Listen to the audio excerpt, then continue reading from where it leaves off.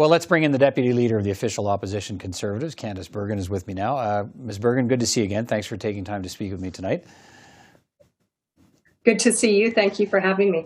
Can you respond to Mark Holland's concerns now about Conservative MPs who have obtained vaccine exemptions and the kinds of things he's talking about trying to figure out whether those exemptions are legitimate or not? Well, I didn't realize Mark Holland has now become a doctor and a medical professional. But all kidding aside, listen, Conservative MPs are here today in the House of Commons. We are following the health orders and the advice and the requirements that the House of Commons have laid forward. We're here because we want to get to work in Ottawa on behalf of Canadians. And I think the people who are trying to avoid being in Ottawa are the Liberals. So I think that Mark Holland needs to take that into account. And if he's actually worried about safety on the Hill, you know, we've got some unanswered questions around sexual harassment allegations around one of his former colleagues. So he needs to look at the work that he was doing and not doing when he was whip, and now do it as House Leader for the Liberal Party and focus on cleaning up some of his own issues. Can I ask you, though, how many MPs in your caucus have received those exemptions? I have no idea. I don't know the personal health information of my colleagues or really of no members of Parliament in the House of Commons. I can tell you, though, that Conservative MPs are here today. We are all here with the exception of a couple. One is not here because he did test positive for COVID. Right. There are a couple who are not here, not related at all to vaccines. In fact, one of my colleagues is in BC right now, Mark Strahl, working on behalf of his constituents. But all of our MPs are here, ready to get to work. We want to be here en masse. We don't want virtual Parliament, and we want to be here to do our job. The only people who don't want to be here are the Liberals. So you need to ask yourself why that might be. Well, okay, so here's what, I want you to respond to this. What Mr. Holland is saying is he's challenging the math. He says, we've been led to believe it's multiple Conservative MPs, which he says would fly in the face of the odds that exemptions are typically being given at a rate of 1 to 5 in 100,000 people, and that Conservatives could have that number in a caucus of 119. So I guess I'm wondering, why not provide the number of medical exemptions without disclosing names? What is he talking about? I mean, I really don't know what Mark Holland is talking about. We are here. We are following the requirements of the House of Commons.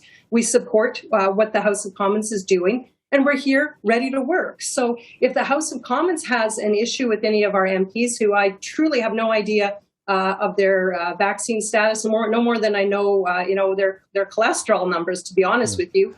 But the House of Commons needs to know that they are vaccinated and that they've met the requirements. So again, Mark Holland needs to focus on his own party and for example, the harassment allegations that continue to be covered up, including how involved were the Liberals in the clerk who apparently was sharing information with the Liberals in the previous Parliament. So listen, we are here.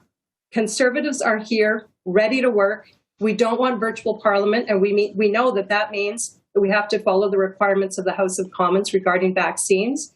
And we are more than happy to do that so that we can be here to work on behalf of Canadians. Do you expect the officers of the House of Commons, should they have the powers to verify, double-check, cross-check an MP who presents an exemption, should that be enough? The MP says, I have an exemption, here's the paper, should House of Commons officers be expected to go verify that? I am not a doctor, Peter, and I am not about to weigh into someone's personal, medical, physical situation. So, and I think it's actually pretty dangerous for any one of us, especially in light of the fact the Liberals during the campaign and even now are making the vaccine such a political issue.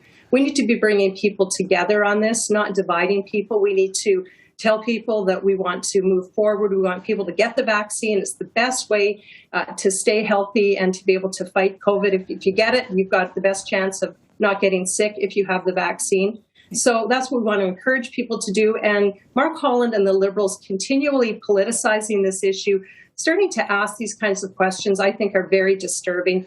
and really goes to the motive of what they're trying to do. Okay, you touched on hybrid sittings. You touched also one of your MPs, Richard Lehoux from Quebec, tested positive in the last couple of days.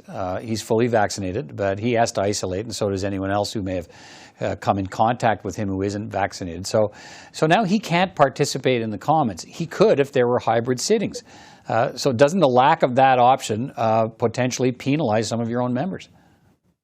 Well, and right across through all the parties, different members at different times have tested positive for COVID.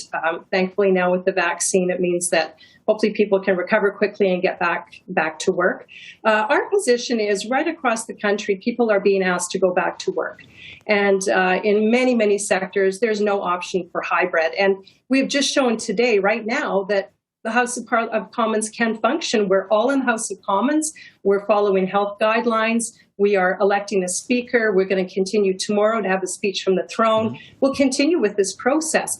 There's only one reason why the Liberals would like to have hybrid parliament. It's because they don't want their ministers here answering questions about things like the rising cost of everything in Canada. They don't want their ministers here asking tough questions about national unity and other issues. The Liberals love hybrid parliament because then they don't have to show up.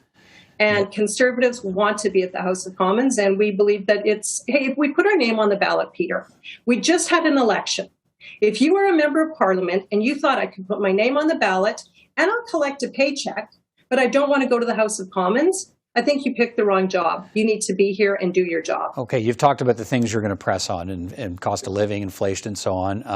That's what we expect Erin O'Toole to touch on, to talk about when we start getting question periods and so on. But I guess I'm wondering, how effective can he be in fighting the Liberals if he also has to fight the Conservatives and some of the challenges to his leadership?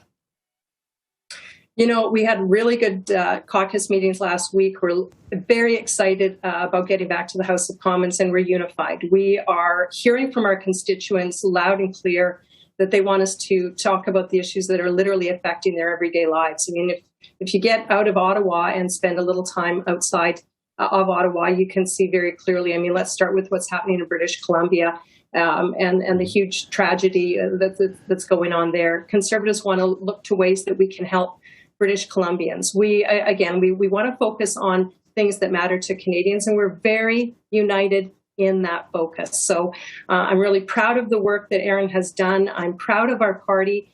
Do we have more work to do? Always. I've been part of this movement and this party for almost 23 years, elected for 13 years. And I like that we are a party that listens, that we can learn, and that we can always do things better. And that's what we're focused on behind our leader, Erin O'Toole. All right. Candice Bergen, good of you to take the time tonight. Good to talk to you again. And we'll talk again soon. Take care.